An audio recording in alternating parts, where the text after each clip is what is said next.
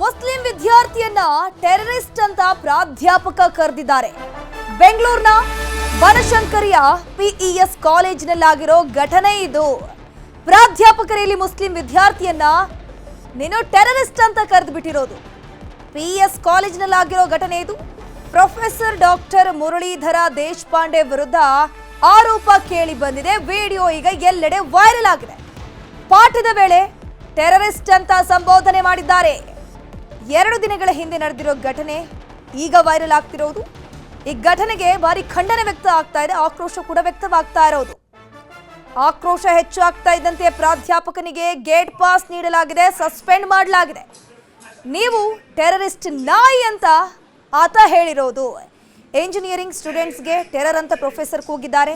ಬನಶಂಕರಿಯ ring ರೋಡ್ನಲ್ಲಿರುವಂತಹ PES ವಿವಿಯಲ್ಲಿ ಘಟನೆ ನಡೆದಿರೋದು. ಘಟನೆಯ ಸಂಬಂಧ national students union of India ದೂರನ್ನು ಕೊಟ್ಟಿದೆ. ದೂರು ದಾಖಲಾದ ಬೆನ್ನಲ್ಲೇ ಪ್ರೊಫೆಸರ್ ಅವರನ್ನು ಅಮಾನತು ಮಾಡಲಾಗಿದೆ. ಪ್ರಾಧ್ಯಾಪಕರು, ಶಿಕ್ಷಕರು ತಿದ್ದಿ ಬುದ್ಧಿ ಒಂದೊಳ್ಳೆ ಜೀವನವನ್ನು ನಿರ್ಮಾಣ ಮಾಡೋದ್ರಲ್ಲಿ ಅವರ ಪಾತ್ರ ಪ್ರಮುಖವಾದಂಥದ್ದು. ಅದರಲ್ಲಿ ವಿದ್ಯಾರ್ಥಿಗಳ ಮನಸ್ಸಿನಲ್ಲಿ ವಿಷದ ಬೀಜ ಬಿತ್ತುವಂತ ಕೆಲಸವನ್ನ ಮಾಡಿದ್ದಾರೆ.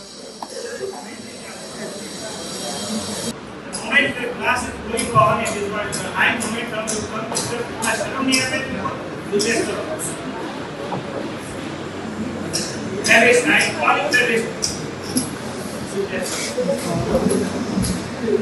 I thought today I will be very calm mode and everyone was good and go down.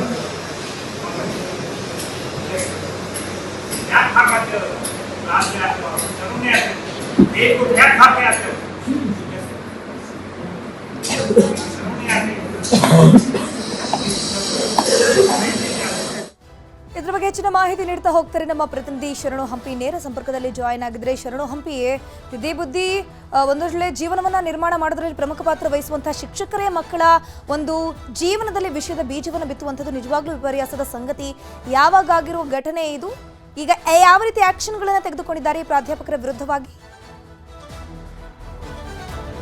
Dhanushree, 2 ದಿನ ಮುಂಚಿತವಾಗಿ ನಡೆದಿರುವಂಥ ಘಟನೆ. ಇಂಜಿನಿಯರಿಂಗ್ ವಿದ್ಯಾರ್ಥಿ ಅಂಥೇಳಿ ಈಗ ಪ್ರಾಥಮಿಕ ಮಾಹಿತಿ ಸಿಗ್ತಾ ಇದೆ. PES ವಿಶ್ವವಿದ್ಯಾಲಯದಲ್ಲಿ ನಡೀತಿರುವಂಥ ಇಂಜಿನಿಯರಿಂಗ್ ಕಾಲೇಜ್ನ ಒಂದು ತರಗತಿಯಲ್ಲಿ ನಡೆದಂಥದ್ದು. 60 ಜನ ವಿದ್ಯಾರ್ಥಿಗಳು ಕ್ಲಾಸ್ ತೆಗೆದುಕೊಳ್ತಾ ಇರ್ತಾರೆ, ಡಾಕ್ಟರ್ ಮುರಳೀಧರ್ ದೇಶಪಾಂಡೆ ಅಂಥೇಳಿ.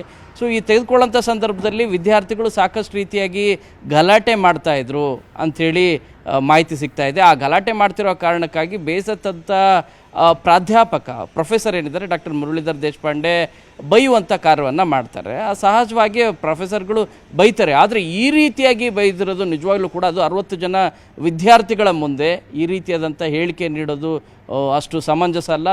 ತುಂಬಾ ಅವಾಚ್ಯ ಶಬ್ದದಿಂದನೂ ಕೂಡ ಬೈದಿದ್ದಾರೆ ಅನ್ನುವಂಥ ಗಂಭೀರ ಆರೋಪ ಇದೆ. ವಿಡಿಯೋದಲ್ಲಿ ಭಾಳ ಸ್ಪಷ್ಟವಾಗಿ ಟೆರರಿಸ್ಟ್, ಭಯೋತ್ಪಾದಕ ಅನ್ನುವಂಥದ್ದು, ಅದು ಅಲ್ಪಸಂಖ್ಯಾತ ವಿದ್ಯಾರ್ಥಿಯನ್ನು ಗುರಿಯಾಗಿಸಿಕೊಂಡು ನೀಡಿದಂಥ ಈ ರೀತಿಯಾದಂಥ ಬೈಗಳೇನಿದೆ ಇದು ಬಹಳಷ್ಟು ಈಗ ಖಂಡನೆಗೆ ವ್ಯಕ್ತವಾಗ್ತಾ ಇದೆ. ಈ ವಿಷಯ ತಿಳಿದ ಕೂಡಲೇ ಆ ವಿದ್ಯಾರ್ಥಿ ಏನಿದ್ದಾನೆ ಸಂಬಂಧಪಟ್ಟಂಥ HODಗೆ ಕಂಪ್ಲೇಂಟನ್ನು ಮಾಡಿದ್ದಾನೆ. ಕೇವಲ ಭಯೋತ್ಪಾದಕ ಅಂತ ವರ್ಡನ್ನು ಮಾತ್ರ ಬಳಕೆ ಮಾಡಿರೋದಲ್ಲ, ಒಂದು 10 ಸರಿನೂ ಕೂಡ ಈ ರೀತಿಯಾಗಿ ಭಯೋತ್ಪಾದಕ ಅಂಥೇಳಿ ಬೈಗಳನ್ನು ಬೈದಿದ್ದಾರೆ. ಅದರ ಜೊತೆಗೆ ಅಸಭ್ಯ ಪದಗಳನ್ನು ಕೂಡ ಅಸಭ್ಯ ಪದಗಳನ್ನು ಕೂಡ ಬಳಕೆ ಮಾಡಿದ್ದಾರೆ. ಅದು 60 ಜನರ ವಿದ್ಯಾರ್ಥಿಗಳ ಮುಂದೆ ಈ ರೀತಿಯಾಗಿ ಸಾಮೂಹಿಕವಾಗಿ ಬೈಯೋದು ಎಷ್ಟು ಸರಿ ಅಂಥೇಳಿ ಕಂಪ್ಲೇಂಟ್ ಮಾಡಿರೋ ಹಿನ್ನೆಲೆಯಲ್ಲಿ ಅದರ ಜೊತೆಗೆ NSUI ವಿದ್ಯಾರ್ಥಿ ಸಂಘಟನೆ ಏನಿದೆ ಆ ವಿದ್ಯಾರ್ಥಿ ಸಂಘಟನೆಯನ್ನು ಕೂಡ ಸಂಬಂಧಪಟ್ಟಂಥ ಸ್ಥಳೀಯ ಪೊಲೀಸ್ ಠಾಣೆಯಲ್ಲೂ ಕೂಡ ಕಂಪ್ಲೇಂಟ್ ಕೊಟ್ಟಿದ್ದಾರೆ. ಮತ್ತು ಯೂನಿವರ್ಸಿಟಿಗೂ ಕೂಡ PES ಯೂನಿವರ್ಸಿಟಿಗೂ ಕೂಡ ಕಂಪ್ಲೇಂಟ್ ಕೊಟ್ಟು ಕೂಡಲೇ ಅವರನ್ನು ಅಮಾನತು ಮಾಡಿ ಅಂಥೇಳಿ ಆಗ್ರಹವನ್ನು ವ್ಯಕ್ತಪಡಿಸಿದ್ರು. ಯಾವಾಗ ಕಂಪ್ಲೇಂಟ್ ದಾಖಲಾಯಿತು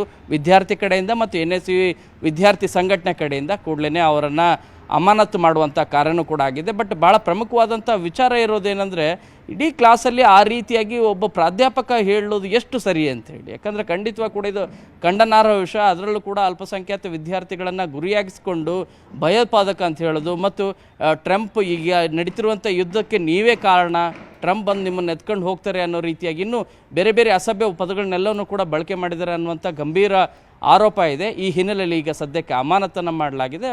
ಎನ್ಕ್ವೈರಿನೂ ಕೂಡ ಮಾಡ್ತೇವೆ ಅಂತೇಳಿ PES ಕಾಲೇಜ್ ಕಮಿಟಿ ಈಗಾಗಲೇ ಸ್ಪಷ್ಟನೆಯನ್ನು ಕೂಡ ಕೊಟ್ಟಿದೆ. ಧನುಶ್ರೀ, ಥ್ಯಾಂಕ್ ಯು ಶರಣು ಹಂಪಿ ತಮ್ಮೆಲ್ಲ ಮಾಹಿತಿಗಾಗಿ.